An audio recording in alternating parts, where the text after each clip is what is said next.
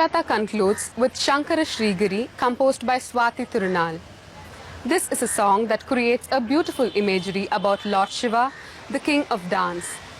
He dances in the Chitsabha or the Sanctum Sanctorum of the temple at Chidambaram. He illuminates the space with his majestic presence. Once, when Manmada, the god of love, attempted to distract Lord Shiva's penance, he reduced Manmada to ashes with the fire from his third eye.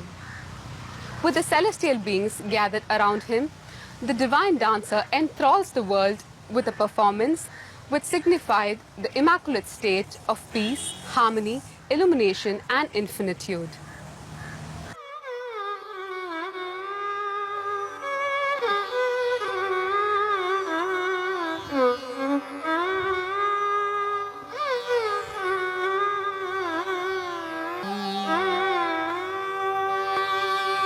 Shankar Shri Girinath Prabhu